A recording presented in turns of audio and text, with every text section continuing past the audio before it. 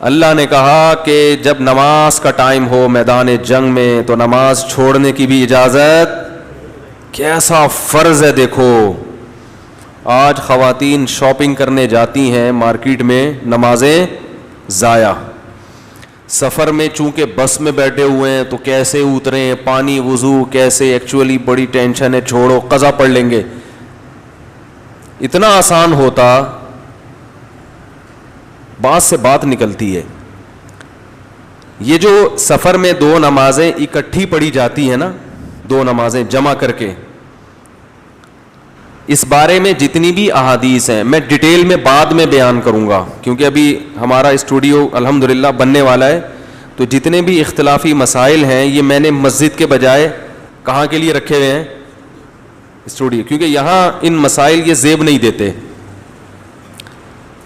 تو وہاں پھر جس نے پوچھنا ہوگا وہی آ کے بیٹھے گا، وہی اختلافی مسئلے پوچھے گا، تو اس کو جواب جو بھی ہوگا، کیونکہ یہ ہر ایک کی ہیڈک نہیں ہے یہ.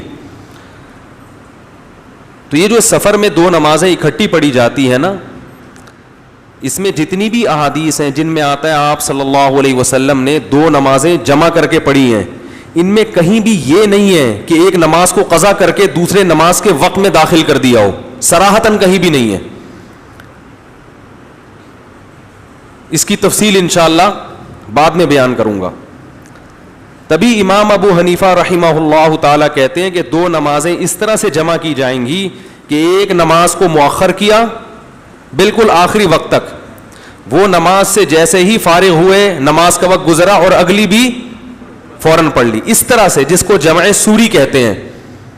اس پہ احناف کے دلائل ہے، امام ابو حنیفہ کے بڑا مضبوط موقف ہے، یہ موقف کمزور نہیں ہے، اور اس کے دلائل قرآن سے ہمیں بہت ہی مضبوط ملتے ہیں.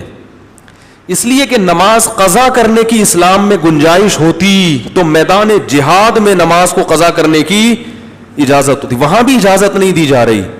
تو سفر تو ایک اس سے بھی ہلکی چیز ہے، اس سے بھی کم درجے کی چیز ہے.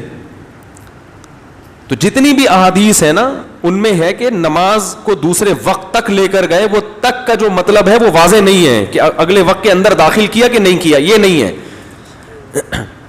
کیونکہ یہاں جو اللہ نے بیان کیا نا کہ اے نبی جب میدان جہاد گرم ہو اور آپ ان میں موجود ہو تو کیسے نماز پڑھنی ہے، تو اللہ نے نماز کا طریقہ بیان کر کے آخر میں فرمایا کہ ہم تمہیں اتنی مشکل میں کیوں ڈال رہے ہیں، بھائی چھوڑو جہاد ہے چھوڑ دو نماز. نہ فرمایا ان الصلاۃ کانت علی المؤمنین کتابا موقوتا، نماز مومنین پر مقررہ اوقات میں فرض ہے، اسی وقت کے اندر پڑھنی پڑے گی. اور اس میں پانچوں نمازیں داخل ہیں، کوئی بھی نماز اس سے مستثنا نہیں ہے. تو امام ابو حنیفہ رحمہ اللہ تعالی کی فہم اور فراست بہت تیز تھی، بہت آگے تھی. میں کسی اور مجتہد کی توہین نہیں کر رہا، ہم تمام مجتہدین کو برحق سمجھتے ہیں، لیکن آج لوگوں نے خاص طور پر میڈیا پہ فقہ حنفی کو نشانہ بنایا ہوا ہے، اور یہ ظاہر کر رہے ہیں کہ امام ابو حنیفہ کو معاذ اللہ حدیثیں بولو بھائی نہیں آتی تھی، ہم ہیں بس، اس لیے ہمیں یہ باتیں کرنی پڑتی ہیں ممبر پہ بیٹھ کے. تو سفر میں بھی جب جایا کریں تو دو نمازیں اس طرح سے تو اکٹھی پڑھیں کہ ظہر کو قریب لے گئے عصر تک. جیسے میں بھی ایسا ہی کرتا ہوں کہ میں جو شافعی وقت ہے نا عصر کا، تو جیسے 3:44 پر شافعی وقت شروع ہو رہا ہے، فار ایگزامپل ایک مثال دے رہا ہوں، تو 3:35 پہ آپ نے ظہر پڑھی، 1 منٹ تاخیر کر کے عصر پڑھ لی، وقت جیسے ہی داخل ہو گیا. مغرب اور عشاء کو بھی اسی طرح سے.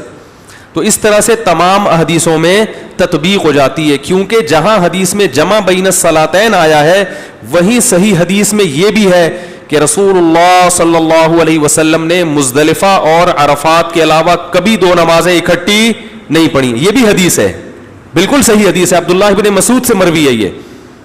اور یہ بھی حدیث میں آتا ہے کہ نبی نے مدینہ میں بغیر کسی عذر کے بھی دو نمازیں اکٹھی پڑھی ہیں. اب اگر اکٹھی کا مطلب قضا کرنا ہو تو پھر تو بغیر عذر کے بھی دو نمازیں قضا کرنا جائز ہو جائے گا، حالانکہ اس کا کوئی بھی امت میں شیعہ لوگوں کے سوا کوئی بھی قائل نہیں ہے اس کا. تو وہاں یہی مطلب ہوگا کہ دو نمازیں اس طرح سے اکٹھی کی ہیں. نہیں آ رہا, چلو جیسے جتنا آ رہا ہے اتنا بھی ٹھیک ہے. تو عرب کرتے ہیں ٹھیک ہے, لیکن آپ پہلے فیصلہ کرو کہ آپ کس کی تقلید کر رہے ہو. تو اگر عرب کا حوالہ دیتے ہو تو عرب میں تو شافعی بھی ہیں, حنبلی بھی ہیں اور حنفی بھی بہت ہیں عرب میں. جو عربوں میں حنفی فقہ کو فالو کرتے ہیں وہ دو نمازیں اکٹھی نہیں پڑھتے. اور ایک اہم بات یہ بھی ہے کہ نبی صلی اللہ علیہ وسلم کی یہ جو دو نمازیں اکٹھی پڑھنے والی حدیثوں کو اگر حقیقت پہ محمول کر لیا جائے کہ نہیں نماز قضا کی ہے, ظہر کو عصر میں لے کر گئے, تو بھی یاد رکھو یہ آپ کی عام سنت نہیں تھی, کبھی کبھار ایسا کیا ہے, یعنی دو کو جمع بھی جو کیا ہے کبھی کبھار. جبکہ ہم یہ دیکھتے ہیں کہ جو لوگ اس قول پہ عمل کرتے ہیں وہ ہمیشہ دو نمازیں اکٹھی پڑھتے ہیں. یہ تو سنت کے ویسے بھی خلاف ہے, وہ ہمیشہ ایسا ہی کر رہے ہوتے ہیں. سفر میں جب بھی جائیں گے ظہر عصر اکٹھی, مغرب عشاء یہ قضا کر کے. تو اگر اس کو سنت مان بھی لیا جائے تو یہ سنت متواتر یا سنت مؤکدہ نہیں ہے, ایک رخصت ہے جس پر کبھی کبھار عمل کیا جا سکتا ہے. خیر, تو دیکھو نماز کی کتنی اہمیت ہے کہ نماز اور ایک اور اہم نقطے کی بات یہ بھی ہے کہ سفر میں اللہ نے 4 کی 2 اسی لیے تو کی ہے کہ قضا کی نوبت نہ آئے. بھائی 4 فرض کو اللہ نے کتنا کر دیا 2, اسی لیے نا کہ تمہارے پاس یہ عذر نہ ہو کہ اللہ میں نماز وقت پہ پڑھ نہیں سکتا تھا, 4 کون پڑھتا, اللہ نے کہا مختصر کر لو. تو یہ مختصر اسی لیے کہ قضا ہونے سے بچانے کے لیے. تو یہ اس لیے یہ دلائل اس کے بھی بہت مضبوط ہیں.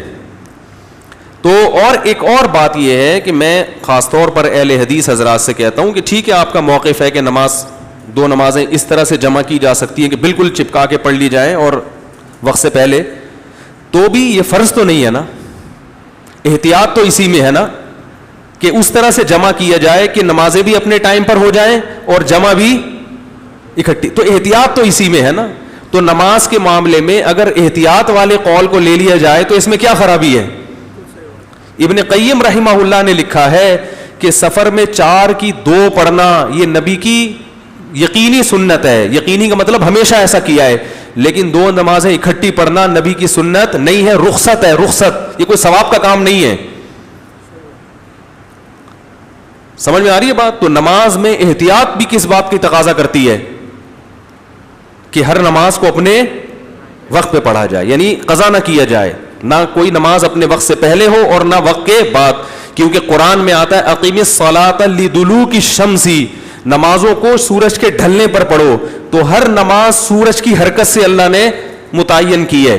تو اس میں یہ 5 نمازیں داخل ہیں, اور سفر اور حضر دونوں قسم کی نمازوں کو یہ آیت شامل ہے کہ جیسے ہی وقت چینج ہوگا تو اس وقت پر ایک نماز آپ کو پڑھنی پڑے گی. سمجھ میں آیا یہاں تک؟